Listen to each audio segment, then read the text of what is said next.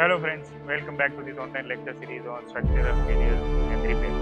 In the previous lecture, we have been discussing regarding the conceptual portion of this subject, where we have focused on the evaluation need for the evaluation of the structures, and we have also seen the important aspect regarding the objectives that go into the evaluation of the structure. Because unless and until the objective is defined, until and unless the objective is defined, then and only then we will be able to carry out the investigation in a particular way. And if you remember in the last slide of the previous lecture, we have listed down the step-wise procedure for carrying out the evaluation of the structure or condition assessment of the structure. And if you remember that in that slide, the first point or the first step for the condition assessment of the structure was preliminary. Right? So today we are going to discuss more about the preliminary investigation of the under the category of evaluation of the structure. So now first of all, just like we have discussed that there needs to be an overall goal or objective for the evaluation of the structure. Similarly, if we talk about the goal of the preliminary investigation also, then we can say that the goal of the preliminary investigation should be to find out the following information. First is the condition of the structure, that is physical condition of the structure that is there in the present scenario. That whether the structure is stable or not, that needs to be seen first of all. Second is type and seriousness of the problem, whether the problem is structural in nature or non-structural in nature, right? Now that can be decided on several aspects, whether it will, for example, if we are talking about a crack, then based on the location of the crack, it can be decided whether this particular crack will be considered as a structural crack or non-structural. Similarly, based on the location of the distress, it will be categorized under the category of local failure or global failure. So once the location and the element in which the crack is once the element and the location is known, then and only then it can be decided whether the problem is serious or not, and whether immediate action needs to be taken. Third is regarding the feasibility check. That is, as we have discussed in the previous lecture, the objective of the investigation should be defined, and the objective of the objective of the investigation can be classified in 5 terminologies that we have seen last. Whether the structure can be considered as the structure needs to be preserved or not, whether retrofitting of the structure needs to be done, whether repair of the structure, whether strengthening of the structure needs to be done, or whether the restoration of the structure. So these are 5 definitions that we have seen last time, and these definitions will help us to identify the evaluation of the structure or the purpose of the evaluation of the structure. And this comes only after detailed discussion with the client, right? So for example, if after a discussion with the client we are making a conclusion that the intended purpose of this evaluation by the client is that he wants to restore the structure, then when you are going to do the preliminary investigation, then you need to actually check whether this restoration is possible or not, and that is why this feasibility check is going to be an important aspect. Sometimes it is going to be such that at the very initial level of the preliminary investigation also only you will be able to identify that this particular modification or this particular objective that we are going ahead with is not possible. So then that is going to happen. Then in that case, the further investigation need not to be carried out. You can stop at the preliminary investigation only, right? But once you are going to carry out the investigation, then later on, if you are going to face problems, then it will be difficult for you to understand, difficult for you to bring that clarity in the mind of the owner also, and as well as you will be wasting some time of the contractor and the engineer also. So it is necessary that you understand and you check the feasibility aspect in the preliminary investigation itself. And along with that, the other objective will be regarding the collection of information that is required for detailed investigation. For example, if you have done the feasibility check, and after doing the feasibility check, if you are realizing that yes, this particular investigation can go on, and if you are deciding to carry out the investigation on later stage also, then in that case some basic information will be required which will help you to carry out the detailed investigation aspect also, right? So if that is the case, then in that case this particular point, that is collecting the information regarding the detailed investigation, is also going to be an important, right? So for the commencement of the preliminary investigation, 3 basic prerequisites are required. Like every process has some prerequisites, right? So similarly here also we are having 3 prerequisites which will help us to carry out the evaluation of the structure in an organized way, right? So if I talk about these 3 prerequisites that are there, then the first prerequisite is going to be an established objective. That is either in the form whether the structure needs to be preserved, whether it needs to be restored, whether it needs to be retrofitted, whether it needs to be strengthened. That thing has to be clear from day one. Then written agreement with the owner has to be done, wherein the duration of the investigation, along with that the estimated cost, what are going to be the pros and cons of this investigation. All these things need to be discussed with the client and it needs to be listed down on a piece of paper and an agreement should be formed accordingly. Right? So that is going to be the second part that is going to be there, which is known as the written agreement with the client or the owner that is involved. Right? And clarification on the process to be carried out. That is going to be the third. Why? Because that is also again important, because how we are going to carry out the proposed retrofitting or proposed restoration is important, because if it is going to create a hindrance with the other processes that are going on, then as a result of that, it is going to have more implication on the cost part or the operation cost part of the particular facility.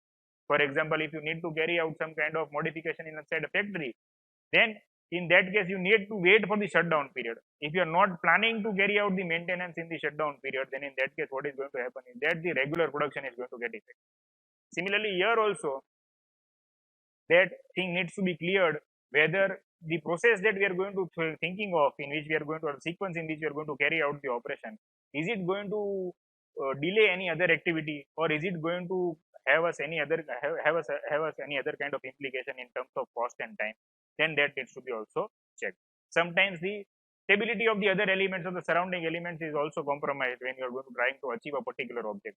So that aspect also needs to be studied, that whether when you're going to do the proposed modification, are you going to compromise with the structural stability of the structure or not? That also has to be clearly thought of. Now the next, that is, we talk about the several stages. Just like in case of evaluation of structure, we have seen several stages. Similarly, if I want to carry out the preliminary investigation also, because as I said, it is all about organization. That is how because you want this investigation to be in an engineered way, you want this investigation to be in an organized. So it is necessary that you follow a certain sequence, because if you follow the certain sequence, then you will make sure that you will have all the necessary information that is required at once. If you are not going with any kind of planning, then in that case the possibility is that after visiting the site of for so and so many kilometers away, then you come back to your office and then you start collecting or analyzing the data, and then you realize that this particular data is missing, which I have not taken from this. So you call up the client and then you say that this information is not with us. Then it will leave a bad impression of you with the client, that the engineer is not coming with a prepared and a planned way. So to help you prepare or help you prepare for the evaluation of the structure, or what you can say the preliminary investigation stage, certain steps are listed over here which needs to be followed. First is you need to do the review of plans and specification, right? So when I'm talking about review of plans and specification, first and foremost you need to ask whether there is the as-built drawing of the particular building is present or not. Because if the as-built drawing of a particular building, and when I'm talking about drawing, the architectural drawing and structural drawing both are included. Because if you want to make some modification in the structure, then as a structure engineer also, first you need to identify what is the structural system, whether it is a load-bearing system, whether it is a frame structure, whether it is a composite structure.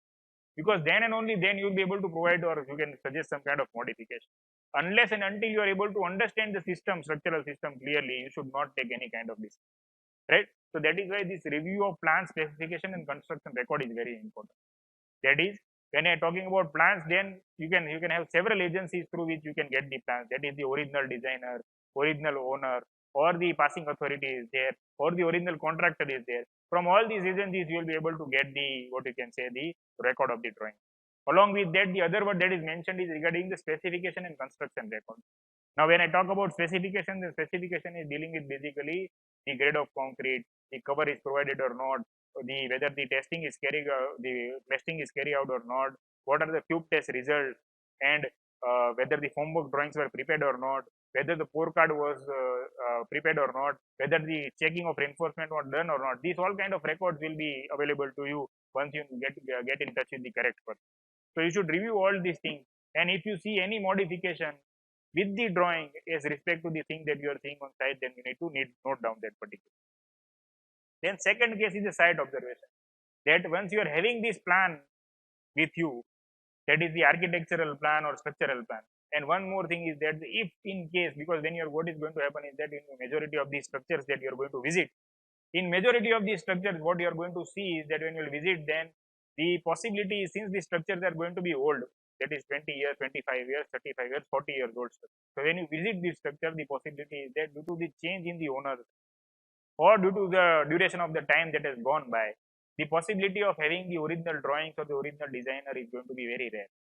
So in that case, what you need to do is first you need to ask the contractor or first you need to ask the owner to prepare a drawing of the building, existing building, right? So for that you can take help of a surveyor. You can ask the surveyor. He will take the dimensions and he will prepare your layout based on which you can then start your visit. And once you start your visit, then you need to keep an eye on the modifications that you are seeing on site with respect to that with the drawing, right? Along with that, you need to identify the critical locations, if any deflection you are seeing, if any displacement you are seeing, if cracks are observed, right? Whether this crack is structural or non-structural, all these kind of information you need to have. Then measurement of geometry.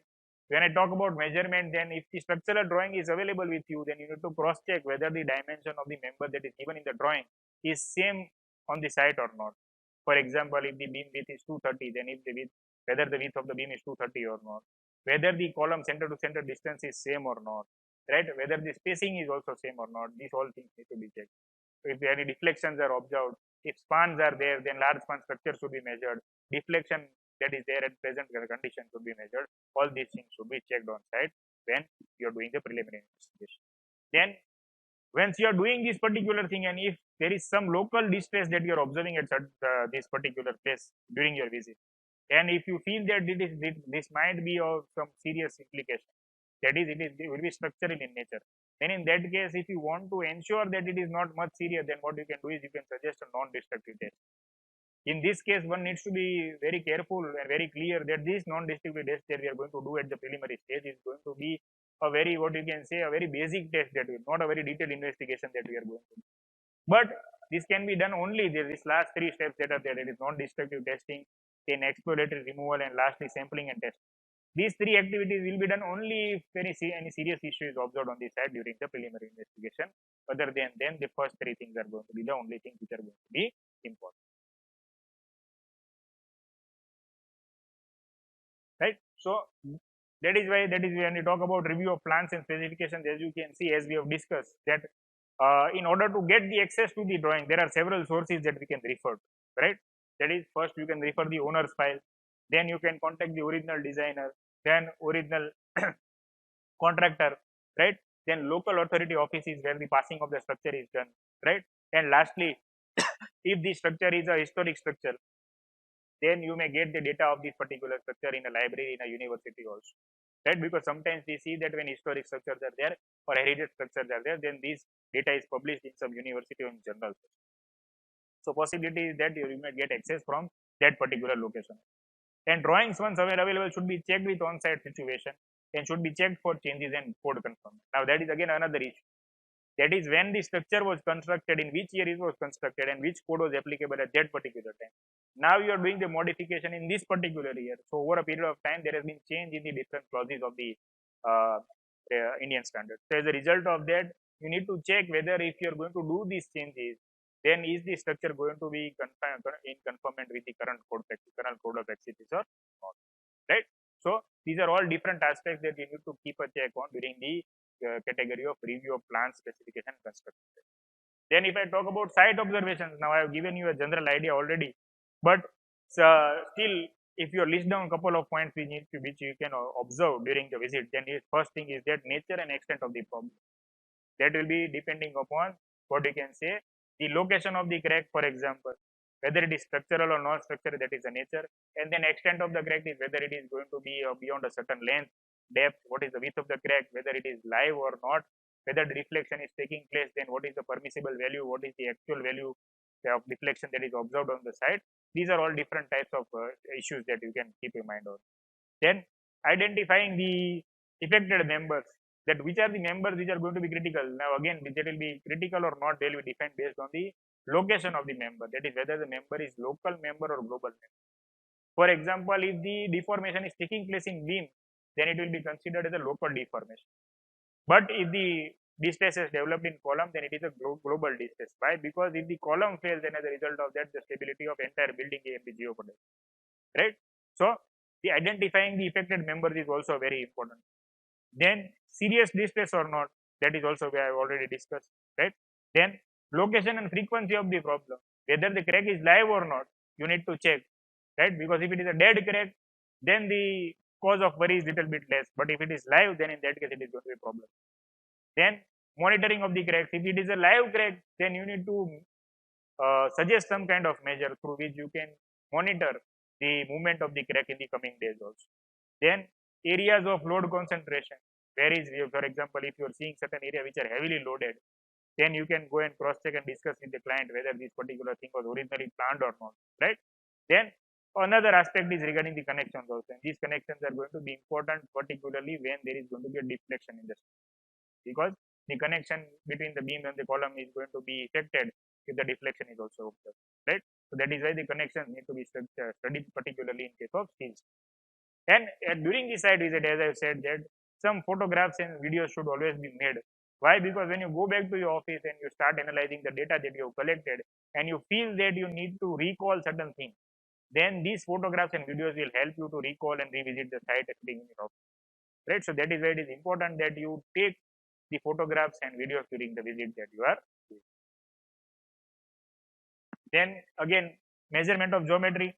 So as we have seen that first you can measure the dimension, second you can measure the span, then the magnitude of deflection that has taken place in the member, then the width of the crack and whether it is live or not, then the existing slopes that are given in the structure, whether they are matching with the current existing plan or not, then alterations from the plan, that is if certain dimensions are not matching or if certain member sizes are different than what is given in the drawing, then that has to be noted, and along with that the connections also need to be observed closely, right? And in case of any major deviation is there, then as a result of that it has to be brought to the notice of the owner and it has to be recorded on paper as well.